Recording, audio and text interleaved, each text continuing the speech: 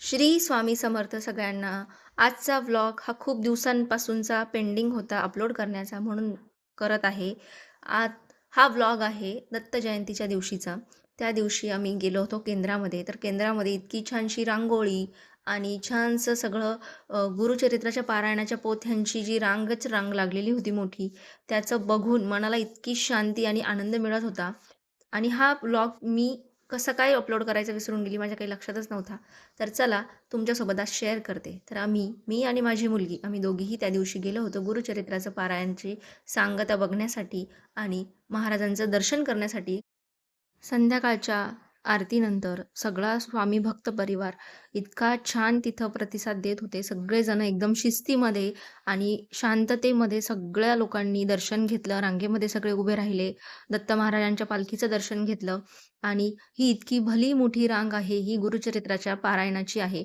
सगळ्यांनी तिथे येऊन सकाळी पोथी वाचन केलेलं होतं. हे एका बाजूचं दृश्य आहे. दुसऱ्या बाजूलाही एवढीच मोठी रांग होती माणसांच्या साईडला आणि बायांच्या साईडला. महाराजांच्या दरबारामध्ये इतकी छानशी रांगोळी, हे पूर्णच्या पूर्ण केळीचं घड आणि म्हणजे केळीचं झाडच्या झाडच त्यांनी कापून आणून सगळ्या ठिकाणी खांब असे लावलेले होते. आम्ही पुढचं दर्शन घेण्यासाठी लाईन लावलेली होती, तेव्हा ही महाराजांची पालखी अशी इथे ठेवलेली होती दर्शनासाठी. तर धन्वी दोनदा जाऊन त्याचं दर्शन घेऊन आली.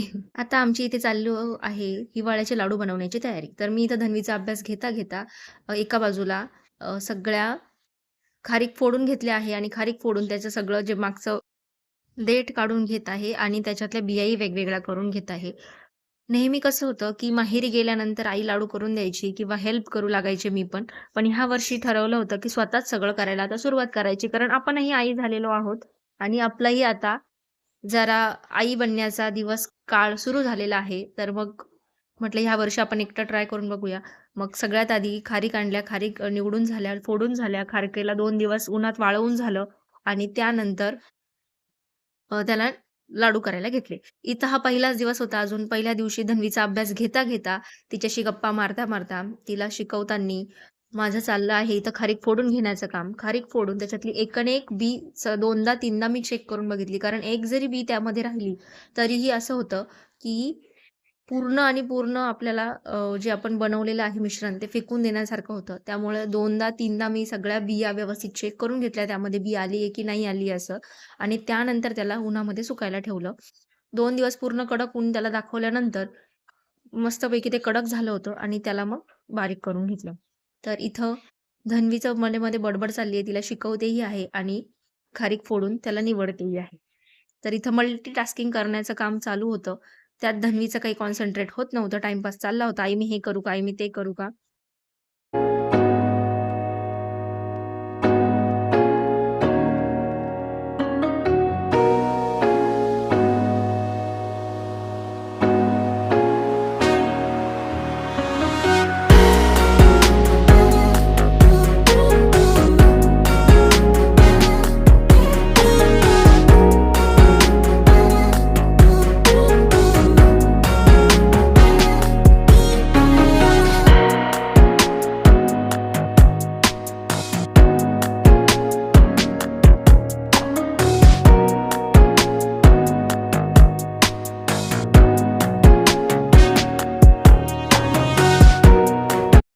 एक किलो खारीक फोडण्यासाठी किमान मला 2 तास तरी वेळ गेलाय. कारण मी त्याला 3 ते 4 वेळेस चांगलं निवडून घेतलं होतं आणि एक बी बघून घेतलेली होती म्हणून.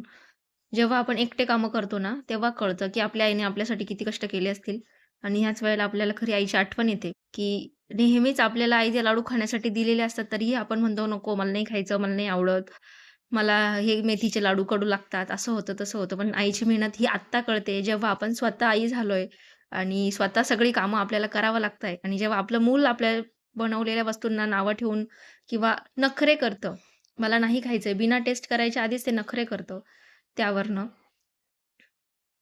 तर इथं हे अशी सगळी व्यवस्थित करून झालेली आहे. बघू शकता इकडे एवढ्या खारीक सगळ्या स्वच्छ करून घेतलेल्या आहे आणि इतक्या बी आणि इतकं सगळं त्याच्यातले जे खालचं टोक असतं तेही एवढं सगळं काढून झालेलं आहे वेगळं. तर चला आता लाडू बनवायला घेऊया.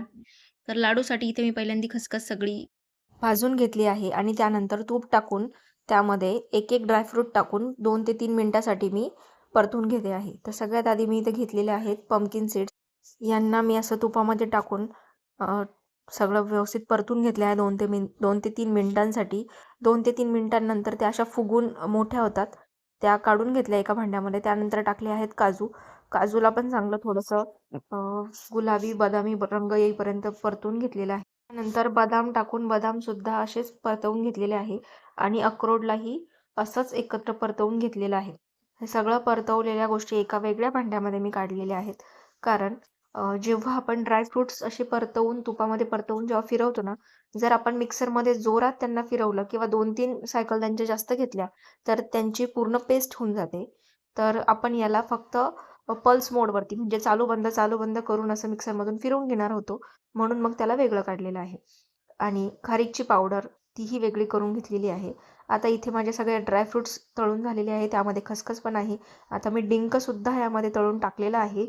आणि आता पूर्ण कढई कोरडी आहे. त्यामध्ये टाकलं आहे खोबरं, जे किसून घेतलेलं आहे. खोबऱ्याला थोडासा परतवून घेतलेलं आहे आणि परतवून झाल्यानंतर खोबरंही खारीकमध्ये मिक्स केलेलं आहे, खारीकच्या पावडरमध्ये. पल्स मोडवरती मिक्सरमध्ये सगळे ड्रायफ्रुट्सचं मिश्रण मी असं जाड बारीक वाटून घेतलेलं आहे. जाड बारीक वाटून घेतलेलं आहे यासाठी, कारण जेव्हा आपण लाडूची बाईट खातो म्हणजे लाडूचा एक घास घेतो, तेव्हा हे ड्रायफ्रुट्सचे असे एक एक दाणा दाताखाली येतो तेव्हा छान वाटतं. म्हणून हा डिंक सुद्धा मी इथे तळून घेतलेला आहे. ही आहे माझ्या खारीकची पावडर.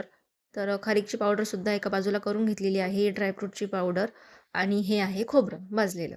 आता या सगळ्यांना एकत्र करून चांगलं मिक्स करून घेऊया आणि मिक्स करून झाल्याच्या नंतर मी त्यामध्ये गूळ टाकणार आहे. तर गुळाला फक्त वाटीभर तूप घेऊन गुळाचं किसून घेतलेलं आहे आणि गूळ त्याच्यामध्ये फक्त आणि फक्त मेल्ट करून घेतलेला आहे, म्हणजे वितळून घेतलेला आहे.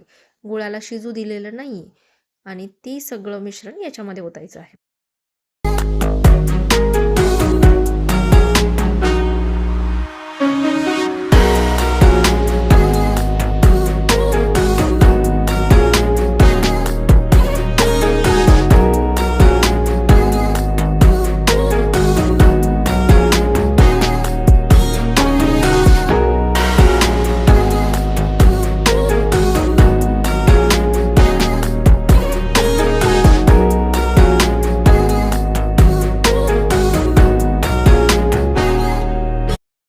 आता गुळाचा पाक इथे आपण करून घेतलेला पाक म्हणजे फक्त गुळाला मेल्ट करून घेतलेला आहे.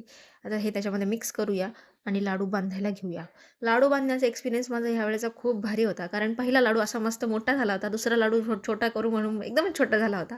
मग परत दोन्ही लाडू मोडले आणि दोन्ही लाडूंचं समप्रमाणात माप घेऊन मस्तपैकी लाडू बांधले. माझा नवरा मला लाडू बांधताना बघून हसत होता, की एक लाडू आणि एक लाडूची साईज तुझी तूच चेक कर आणि हस. आणि मग मी दोन्ही लाडू व्यवस्थित बांधले. बघितलं की कोणता छोटा कोणता मोठा आहे. मग एक व्यवस्थित प्रमाण घेऊन छानसं असं त्याला बांधले आणि एकसारखे लाडू माझे आले शेवटी. शेवटी बघून बघून करून करूनच शिकतं माणूस. सगळ्यात पहिल्यांदा कोणीच इतकं परफेक्ट बनवत नाही. पण तरीही माझे लाडू परफेक्ट झाले होते. आता इथं आपलं मिश्रण एकदम परफेक्ट झालेलं आहे. लाडू दाबून बघितला तर लाडू बांधला जात होता. गुळही गरम होतं आणि मिश्रणही गरम झालं होतं दळताना. तर चला लाडू बांधलेले आहेत. तुम्हाला दाखवते लाडू किती सुंदर बनलेले आहेत ते. सगळ्या गोष्टी पहिल्यांदा करण्याचा एक वेगळा आनंद असतो आणि एक मनामध्ये भीती असते, की बनतील की नाही, चुकेल का काही?